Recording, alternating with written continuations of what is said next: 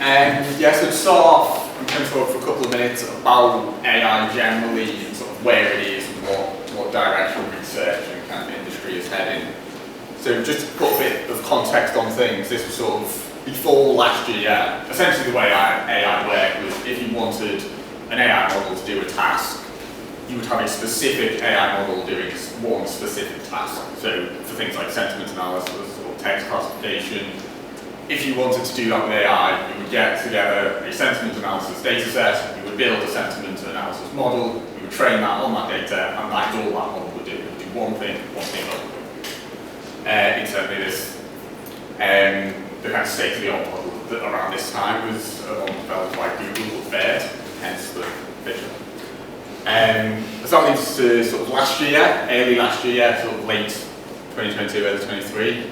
Obviously ChatGPT came out, that kind of always changed how AI worked. Instead of this single model doing a single thing, now you have these massive, huge models that were trained on just an absurd amount of data that could now do a lot of different things. It kind of moved us away from this earlier single model doing a single thing. And what that was essentially driven by was just bigger. Everything was bigger. Just a huge amount of data, massive AI models, a huge amount of hardware, and it was just a case of throw all of this data at a huge AI model and it will just figure out all of the statistical correlations and things like that in the data. And that is essentially how those results were produced, was just make everything bigger. What's happened in the last kind of year or so is the state of the art hasn't moved that much in the last year since sort of 2023, but what's happened is all of that's kind of been consolidated. So what people started to realise was these huge models are actually kind of inefficient, and actually you could do a lot of what they could do in some cases a lot better by having a much more smaller, focused model with a much smaller but more curated, higher quality data set. So that's kind of what has happened this year, as well as all of those research, AI research that's going on, filtering through into industry, being embedded into tools, obviously like MetaGrid, got things like Copilot coming out. And then from a research point of view, and this is my own personal interest, is understanding and interpreting AI, so figuring out what's actually going on inside all of these AI models while they're doing all those things. So that's kind of from our point of view where we're up to now with AI. If we move on to the next one. This is kind of an industry tech report, which I know, John, you've kind of dove into a bit, so I don't know if you want to talk. Yeah, in terms of opining on where this is all going, there's obviously a lot out there. Just as an aside, this body here, which is an American body, are very well regarded, and they produce a sort of an annual tech trends report. It's actually, you can download this, so if you Google Tech Trends Report, Future Today Institute, you can find this, it's publicly accessible. It's 979 slides in their pack, so Mark and I thought we'd do a bit of synthesis and bring out some summary messages so you don't have to. Through an AI engine, cool. So, real headline stuff. I mean, obviously what everyone draws analogy to is Moore's law. Fundamentally, processing power doubles every 2 years, and almost as a minimum, AI is very likely to follow Moore's law. What is really interesting, and it sort of speculates a lot of debate in the AI world, is well, what happens when AI is applied to AI, and the ability then for like exponential kind of path to flow is immense. And actually, philosophically, a lot of people talk about if that were to take place, does that get us to not just general intelligence, but super intelligence? Because it's quite a sort of scary path. Anyway, probably at least Moore's law. But if AI kind of compounds on itself, then it goes into a very, very crazy place potentially. Other sort of central themes that kind of come out from their research.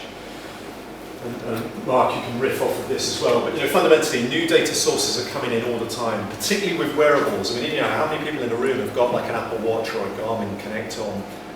But that sort of wearable tech, embedded tech is proliferated now, and the ability therefore to ingest all of those data sources in is already starting to take place. But, yeah, just to link that back to what was just saying about what's happened last year, about this more bigger data.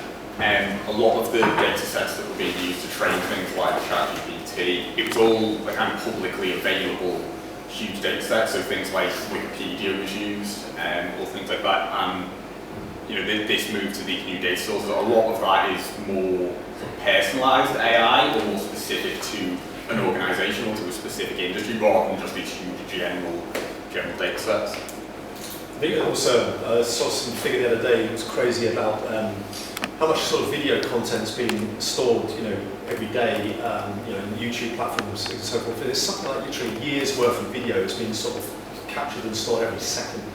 So when people talk about AIs going forward, you've got compute, fundamentally your processing power, and you've got data to train models on.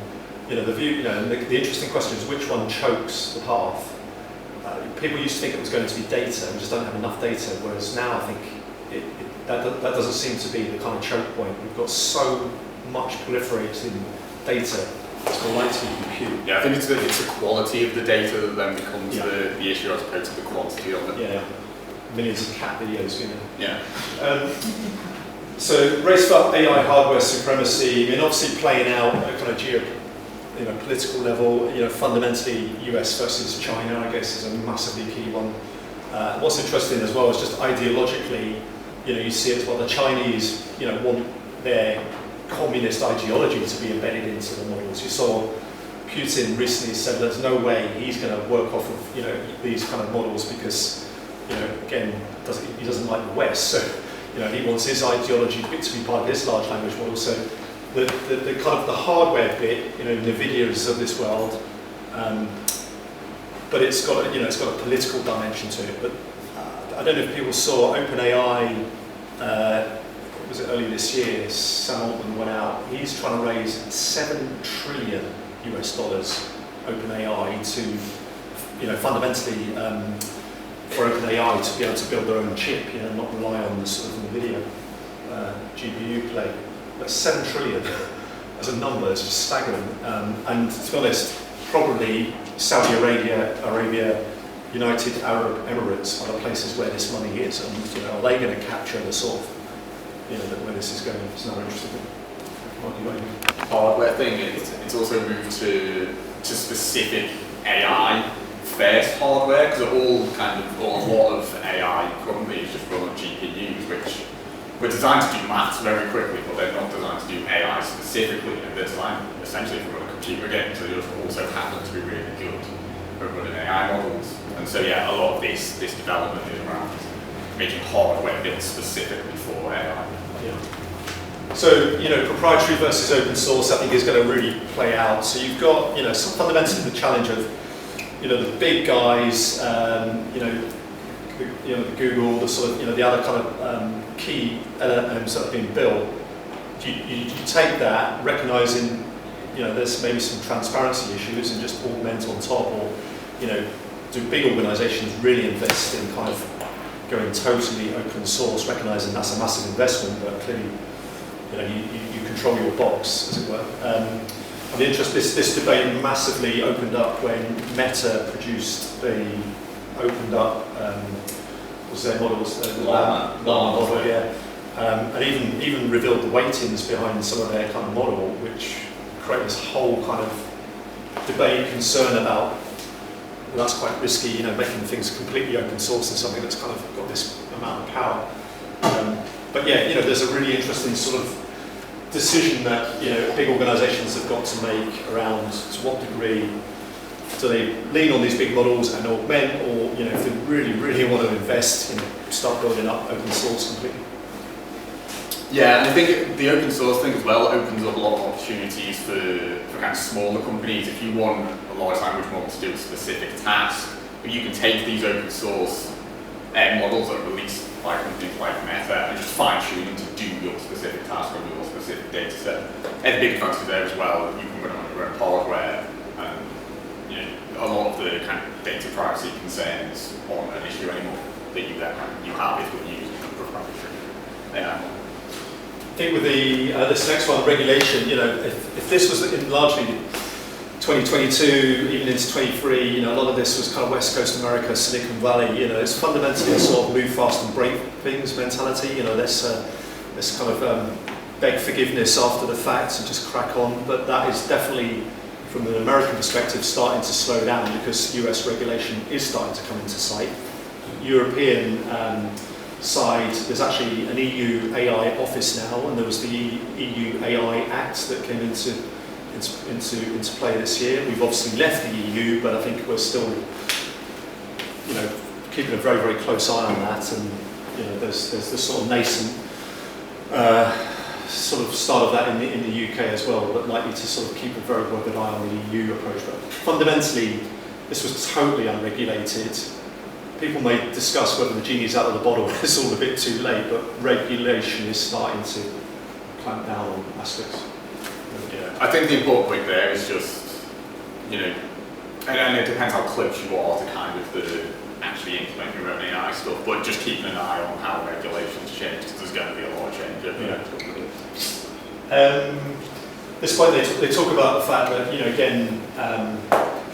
a lot of the development of models and so forth was largely academia up until 2 or 3 years ago. It's now massively asymmetrically industry, and obviously the amount of money involved in this and the opportunities as such that, unsurprisingly, even if people were doing this academically, 80-90% of that world has moved into industry, which is an interesting thing about potential skills shortage down the line, because the exodus from academia now to industry has been huge. Yeah. And I think that largely the kind of driving force behind that is just the scale of it. There aren't any academic institutes that can afford to have a huge warehouse full of hardware to train these models. What I will say, slightly in defence of academia, all of the people working in industry now are people who have previously been in academia, who have PhDs, who are now kind of working in industry. So there's a sort of pipeline from academia into industry who are then building these things. And actually, building on that point, is their last point in the report, is that it is so expensive to really be at the forefront of this. 7 trillion OpenAI kind of ask at the moment, and clearly there's not that many places on the planet that can muster that kind of financial resource. Again, America, United Arab Emirates, China. The disparity between the countries that can afford that and appear to, and be genuine pioneers, and those that can't afford it is huge. And does that just widen inequalities globally? Clearly has the potential to do that. So I saved you reading 997 slides. Hopefully, there were some of the core themes that came out. So that's kind of the key summary of where AI is at the minute, which kind of it brought up this question of, has AI failed to live up to the hype? So I think, I've personally, I'm sure a lot of you have seen these kind of articles recently, a lot of discussion on LinkedIn, etc., of if AI hasn't quite reached the hype that everyone was talking about last year. And just give you a bit of perspective of kind of our view on this, that within research, this kind of isn't that surprising. A lot of people kind of saw this conversation come in, and in a lot of ways kind of welcome it. And the reason for that is it's called this hype curve, essentially, of how all new technology, how the expectations of all new technology kind of develop over time. So this is, we have our new innovation industry. This is the peak of expectation. We have down here, which I quite like the name of, the trough of disillusionment. So in terms of AI, specifically natural language processing, we're currently here. So last year, it was all up here, we were talking about it's going to change literally everything in everyone's lives. We're going to have general artificial intelligence, in a couple of years. That's slightly sort of starting to die down a bit. You're starting to see people talk about, is the bubble about to burst? Is it all overhyped? And the expectation is that this is going to continue for maybe the next 6 months, year or so. You're going to have everyone saying, oh, AI's failed, we're all down here. Everyone's disillusioned with the whole thing. And you can see a couple of other things on here. You've got autonomous vehicles down here are currently in the trough of disillusionment because everyone's a bit like, oh, they've failed, they're not going to work. But the reason this is expected and welcome is because what's going to happen after that, in a year or two, we're going to come out here to the plateau of productivity, which is when the hype dies down a bit, and then we actually focus on, okay, what can AI actually do? What are the actual practical things we can use it for? What tools can we build it for? And we actually just get on with using it and using it to boost productivity rather than overhyping, what's going to happen. So with this isn't unexpected. We're probably going to see more of it, but I think the central message is don't pay too much attention to it one way or the other. Kind of ignore the overhyped stuff, ignore the disillusioned stuff, because the goal is to get to a point where we're using it productively. There's this quote from Bill Gates that we kind of thought was relevant here, which is we always overestimate the change that will occur in the next 2 years and underestimate the change that will occur in the next 10 years.